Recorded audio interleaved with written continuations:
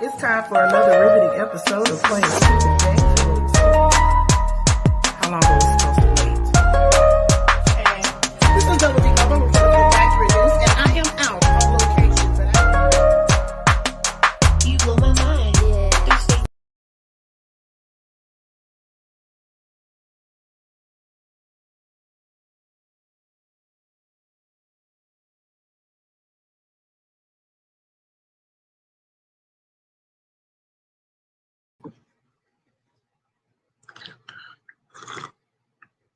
Hey, players.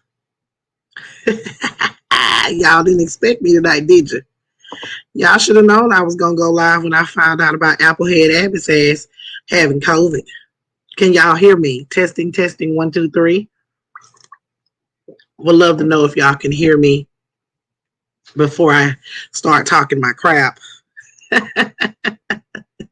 How are y'all doing, players? How are y'all doing? So excited to be here tonight so we can discuss some of this ooey gooey that happened today.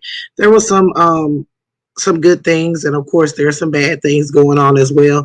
So I'm just gonna, talk about it, and we're gonna start off. Grab your teacups. If you don't have your teacups, grab your teacups because this tea is piping hot. Let me get a little sip of this tea so we can get into it. Okay, so first things first, let's go ahead and get this ooey gooey out of the way. After months and months and months and months on top of months of doing all this bullshit with COVID, restricting masks, having vaccine passport bans, mask mandate bans, restricting banning masks in schools, doing all of this against COVID, actually blaming the surge of COVID cases in Texas on the crisis at the southern border. Governor Greg Abbott, as I like to call him, Applehead Abbott, has tested positive for COVID-19. When I tell you karma, my mother always told me, karma, it may drip slow, but it's going to always come around, honey. It's going to always come back around, and when it come back around, you going to feel it. So no matter what Applehead Abbott tries to say or what he tries to do, there's absolutely no way he isn't sitting in that house shamed it at this point. You know what I'm saying? And I'm really hoping that he can really feel COVID like somebody like me who felt COVID back in November, and I had to go through that during the Thanksgiving holidays. And when I tell you it was horrible, it was horrible. When I got the news, I was on a Zoom call, and I swear my phone started going. I mean, from TikTok, Instagram, Facebook, Twitter, my personal text messages, everybody was texting me, Applehead Abbott has COVID. And I tell you, I was like, that damn karma, when it drips, it may drip slow, but it eventually comes back around. And I believe that wholeheartedly. So, yesterday, Applehead Abbott had an event at some kind of country. Dang, I don't want to leave on notes. Okay, he had an event yesterday, and there was over 100 people at this event. And I really want y'all to see how many people was at this event last night. None of them, I didn't see not one mask in the room, and you guys can correct me in the comments if you see a mask on this clip. I did not see anyone social distancing, even though we know the Delta variant is 7 times more contagious, and I can guarantee you that's probably what Applehead Abbott has, and a lot of those people in that room are going to be infected with COVID. So I want you guys to look at this short clip and tell me if you see any masks.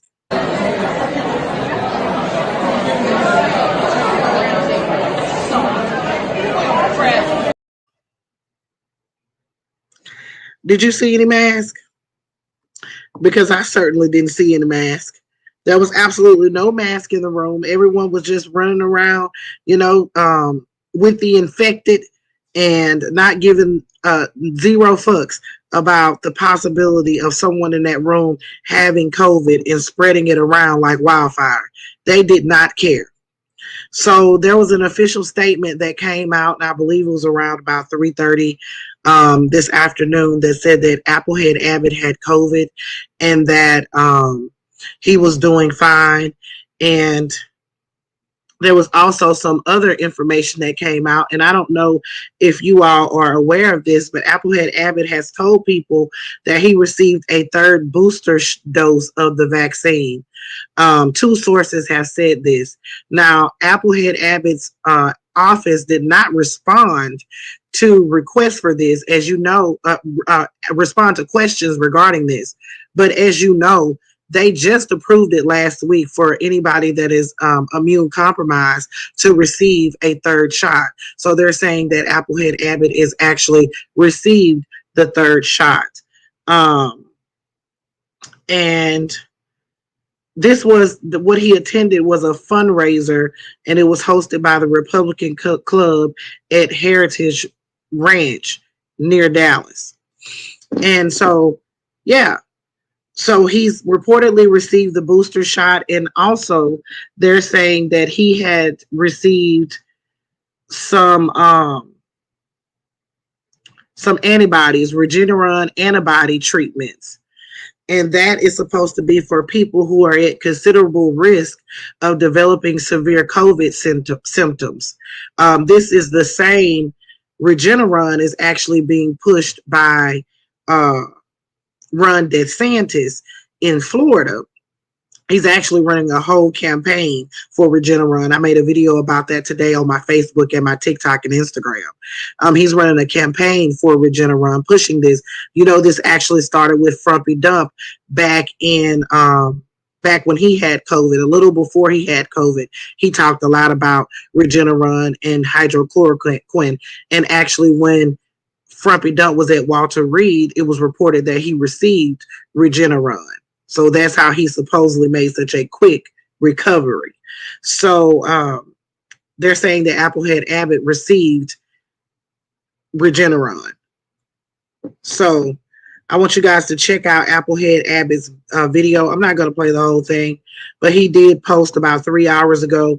He posted an update on his condition, and I want you all to check it out. Hi, this is Governor Greg Abbott. As you may have heard by now, I have tested positive for COVID-19. I test myself every day, and today is the first day that I tested positive. The good news is that my wife continues to test negative. Also want you to know that I have received the COVID-19 vaccine, and that may be one reason why I'm really not feeling any symptoms right now. I have no fever, no aches and pains, no other types of symptoms. Also, I want to express my gratitude for everybody across the entire country that has been sending in their well wishes. Similarly, I want to send well wishes myself to everybody across the country, and especially here in Texas, for everybody else who is going through the challenge of having COVID. I want you to know that as I work my way through this, I will stay engaged every single day on everything happening at the Texas Capitol, including working with the members of the legislature as well as members across the entire state to keep Texas the best state in the United States. God bless you all, and God bless Texas.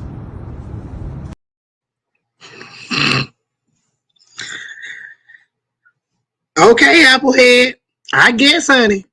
So yeah, he says he's doing good, and he's saying that the vaccine may have something to do with the reason why he doesn't have any symptoms, and his wife has tested negative for COVID. Now, that doesn't mean that she won't test positive for COVID in the coming days, because that does happen, where if her exposure was, just last night, it may take a few days for her to actually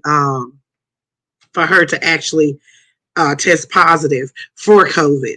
But he says that she tests negative at this time. Now, I'm wondering if all of those 100 people are going to continue to test negative, or is this going to be deemed a super spreader event because they did not wear masks, they did not social distance, and Applehead Abbott was running through there like a damn cyclone, spreading COVID every damn where. So I'm just wondering what the hell is going to come out in the Washington arrangement of this. Look, I don't wish any ill will as far as him, getting sick and dying. I don't want to see anyone pass away from COVID because that's just a tragedy. But I'm really hoping that he catches a fever. Oh gosh, I hate this. Oh, that is so ugly of me. But I feel like possibly if this man really felt the effects of COVID, maybe he would take it seriously. I mean, just maybe he may take COVID seriously, but I highly doubt that. And with him possibly receiving the Regeneron and also possibly receiving a third shot of the vaccine, I highly doubt he will see any symptoms because people that are vaccinated, they haven't really seen a whole lot of symptoms, and that is the positive part about the vaccine. There's a negative to it, in my opinion, and there's a positive to it. Now, let me tell you what the negative is, because you can seriously have COVID and be vaccinated and not feel any symptoms and be spreading it around to people. So that's the sad part about it, but that's the purpose of social distancing and mask wearing. But I really would like for Christina, you mean I'm trying to yeah, this is me. You me, Christina. Oh man. Um so if he felt some effects from COVID, then maybe he would be doing some of the bullshit that he is doing. Um, I just think it's disgusting what he's doing in Texas. As I told you all the other day, just in case you haven't seen my TikToks or videos, over the weekend, Friday, the state health department for Texas actually ordered 5 refrigerated mortuary trailers to store the bodies that they anticipate will be passed, that will die from COVID. And then also, of course, they have to have room for other deaths. So they're just anticipating the deaths from COVID. And meanwhile, Applehead Abbott is doing absolutely nothing to prevent this. He's even gotten COVID himself, and he's doing nothing to prevent it. And if he goes through this and this is smooth sailing for him, I can guarantee you he's going to come back and he's going to be doing the same shit that he was doing before. But I declare, honey, it ain't nothing but some good sweet karma for me for his ass to have COVID. And I'll be laughing my ass off every single fucking time I think about it. And if you're not laughing about the fact that he ended up getting it, hey, I'm sorry, but that shit is funny to me. So we had Lady Lindsay to get COVID, and we also have Applehead Abbott. Let's, maybe DeSantis will get it next, but I digress. So we'll switch over to the next subject that I wanted to talk about here, which was the John Lewis Voting Rights Advancement Act. As you know, and if you don't know, that was reintroduced today. That a House member, Democrat from Alabama,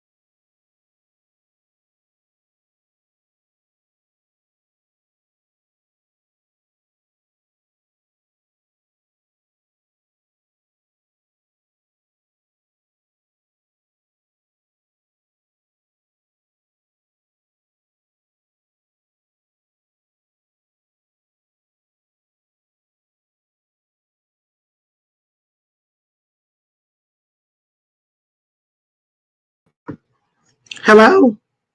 Hello? Everybody, I had an internet glitch here. We got some bad weather. Are y'all still here? Can y'all still hear me? It still says I'm live, so I'm just gonna keep talking. Hopefully I'm unfrozen for everyone. If you're in here, can you let me know if I'm unfrozen? Okay, good. Okay, so the John Lewis Voters Rights Advancement Act, it's HR 4, has actually been reintroduced by. I'm sorry about that, y'all. We had some bad weather through here. Um, it actually has been reintroduced today by Terry Sewell of Alabama. She actually introduced this on the bridge in Selma where Bloody Sunday took place. So I would like for you all to check this out. This video of her reintroducing it. Hi, it's Congresswoman Terry Sewell, and I proudly represent Alabama's Civil Rights District, the cities of Birmingham, Montgomery, Tuscaloosa, and my hometown of Selma, Alabama. Today, I'm at the foot of the Edmund Pettus Bridge to get into some good trouble, necessary trouble. What we need is to restore federal oversight, enforceability into voting rights. We have seen after the 2020 election, lots of state legislatures pass bills to have more restrictive voter laws. It's unfair to have politicians be able to choose elected officials. We have to write and fight for the people. So let's get into some good trouble. Let's pass HR 4. I know that I stand on the shoulders of those giants. John Lewis, Reverend FDR Reese, Amelia Boynton Robinson, Cheyenne Webb Kreisberg, and the list goes on and on. Many known and unknown foot soldiers whose legacy it is important to preserve and to advance. I take seriously my job. All of us have a role to play. You as voters, let's make sure that your federal officials have voted for HR 4. So that was reintroduced today. This bill is actually it's supported by Joe Manchin, which is very surprising. And the bill will seek to strengthen Section 2 of the Voting Rights Act, which advocates for voters. And Democrats says that this was weakened by the Supreme Court decision at the start of July, in which a pair of Arizona voting rights restrictions were upheld. So this will prohibit states and other jurisdictions from implementing voting laws that discriminate against Americans on the basis of race, color, or membership in language minority group. So that's what this bill is about. And it has a few other things, but it's not as broad as the For the People Act. It's not as broad as the For the People Act. Like the For the People Act had, expanding mail-in voting. It had like a whole laundry list of things that it wanted to do, like ballot boxes, restricting like when they could stop early voting. There was a smorgasbord of things in the For the People Act, and this actually kind of dubs it down to one little, like a couple of little sections that is just going to help strengthen, and it's actually supported by Joe Manchin. So they're expecting to actually vote on this next week. The House is supposed to be reconvening next week, I believe on the 23rd. Oh man, this is going to be interesting. I am so excited for them to get back to work because it's been kind of boring with the House of Representatives being adjourned. So they're actually want to bring this down to the floor immediately. And again, it's being supported by Joe Manchin. I'm not sure what Kristen Sinema is on this, but it is being supported by Joe Manchin. So I'm always for some type of voting rights laws being introduced and actually passed. There's nothing wrong with getting something in to strengthen the voting rights. I don't believe there's anything wrong with that, but I do believe that the best solution for all of this is to pass the For the People Act that has already passed in the House, but it hasn't been introduced at the Senate because it's going to be dead at the Senate. So we'll definitely have to see what happens. I'll definitely be watching this, and I'll keep you guys abreast to what happens, what comes out in the Washington Rachel in the future. So the next thing that I'll let you guys know about is Planned Parenthood sues Montana over the new abortion laws. This was very unexpected for me in Montana. I wasn't expecting to see a lawsuit from them, but I was excited to see this lawsuit from them regarding abortion because they just passed a very four restrictive laws that restrict access to abortions in that state.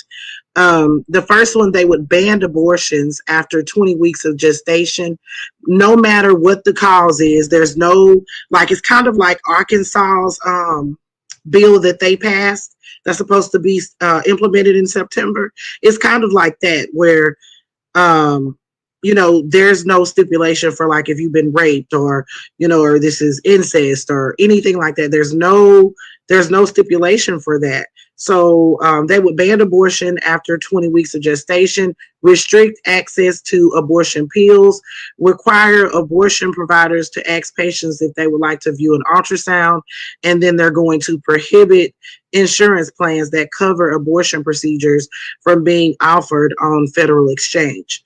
So the lawsuit was filed in Yellowstone District Court today, and they're claiming that these laws violate Montana's constitution, which protects access to abortions before a fetus is viable at 24 weeks.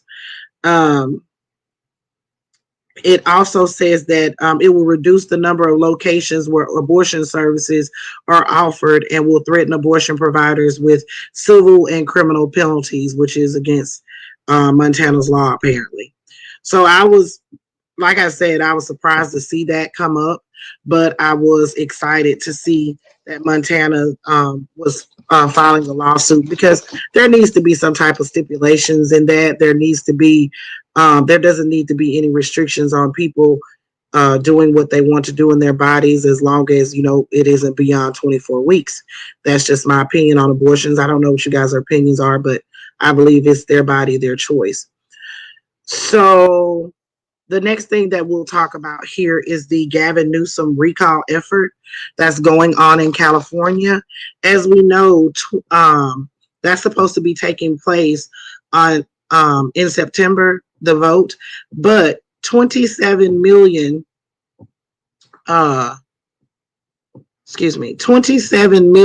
ballots went out to Californians. As you know, in California, they're progressive. So they actually send out mail-in ballots to every registered voter in California. And that was around 27 million people. So right now, the Democrats are scrambling, trying to see what they're going to do, how they're going to stop this. Like, they did a poll here recently, and they said that like half of California, like I think it was like 50, a little bit under 50%, would like to see Gavin Newsom recalled, and the other half did not. So President Biden actually sent out some mass messages to different members of Congress, like Elizabeth Warren, and several others, trying to rally them together to get them to do something about the to assist in this Gavin Newsom recall effort. So they came up with a video, and I just want to show you guys what that was. What's at stake in the September 14th recall? It's a matter of life and death. With Delta surging, Gavin Newsom is protecting California, requiring vaccination for health workers and school employees. The top Republican candidate? He peddled deadly conspiracy theories and would eliminate vaccine mandates on day one, threatening school closures and our recovery. Stop the spread. Return your ballot or vote in person by September 14th. Protect California by voting no on the Republican recall. So I know, look, players, I know that Gavin Newsom had a few missteps as far as handling COVID, but this whole recall thing is really ridiculous, because honestly, he really did really good for California. I believe they closed at like over $1 billion surplus or something like that, and they've been putting that money to good use. They've been helping underprivileged kids. They've been providing free lunch, universal free lunch throughout the state. They just rolled out that program. It's the first one of its kind. Actually, during COVID, he did handle COVID well. He just had a couple of missteps when it came down to COVID. Now, I'm not saying that Gavin Newsom is great, but I'm saying that Gavin Newsom is pretty good for California. And based on who they have on the ballot, he is definitely good for California. This is definitely a Republican-led recall effort that is unwarranted. You don't recall somebody because they went out to dinner during a pandemic. I mean, that's complete malarkey, and it's ridiculous to me. It's just them wanting to get rid of Gavin Newsom. Now, do I think it will happen in a blue state like California? No, I don't. But I think that it could happen if Californians don't really realize what's at stake and go ahead and participate in this recall effort and vote. Because the problem when you have with the Democrats sometimes is that we don't take those midterm elections and we don't take the recall efforts and other things like that seriously. It's only when it's too late when we start taking it seriously. And I believe that hurt Gavin Newsom because he really didn't think that they would get enough signatures to recall him. So he really didn't take it seriously. And now that it's time to take it seriously, it's a little bit too late because now we're here and we're having this guessing game on whether Californians are going to support Gavin Newsom and go ahead and stay and go ahead and get out and vote. So if you know some people from California, if you're a TikToker, I would encourage you to post something and let them know, hey, make sure you check your mail. Go ahead and vote no to this recall effort because it is not what is best for Californians. I mean, come on, there's Caitlyn Jenner on the damn ballot. There's these people that they have is just completely disgusting. So Gavin Newsom needs to continue on to be the governor, and he needs to rerun in the next election. I believe it's in 2023. So the last thing of the night that I will talk to you guys about is a funny one. I had to throw a funny one in because it's just me. And I got to do something like this. And I tried to find the clip, guys, but I could not do it. But this shit is great. Do any of you guys watch Rachel Maddow? If you do not watch Rachel Maddow, I know if you watch me, I know you got to watch Rachel Maddow if you watch the news because she is fucking great.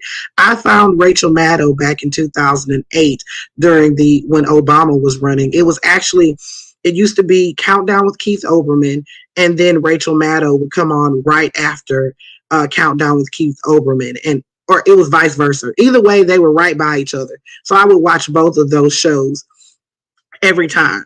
So back in 2019, 2 years ago, Rachel Maddow was sued by none other than, let's take a sip of tea so y'all can get to OAN. I gotta clutch my invisible damn pearls. OAN sued Rachel Maddow. And y'all want to know why they sued Rachel Maddow? OAN, Frump and Dump Station. OAN. And you want to know why he sued Rachel Maddow? Because she did a show, and I tried so hard to find this clip. Maybe they scrubbed it from the internet. She said on her show that OAN was pushing Russian propaganda. So they sued her back in 2019 for $10 million. $10 million for saying that. So Rachel Maddow had to get attorneys. I'm pretty sure that MSNBC was involved in it because that's her network or whatever. She had to get attorneys. They went to court. And in May of 2020, actually on May 22nd of 2020, the lawsuit was actually thrown out.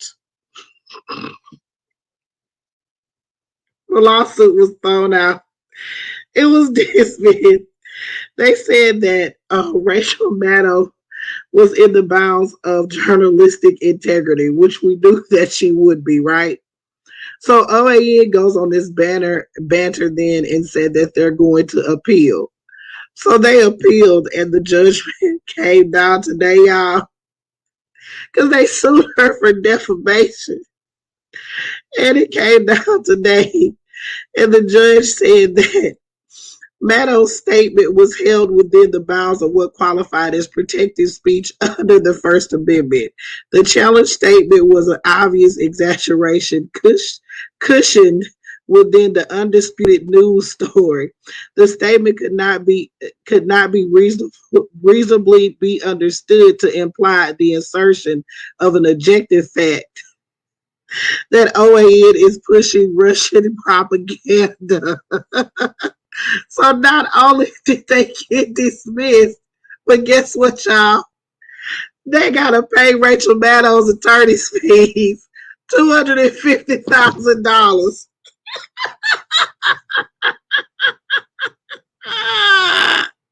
I declare, honey, what a disgrace.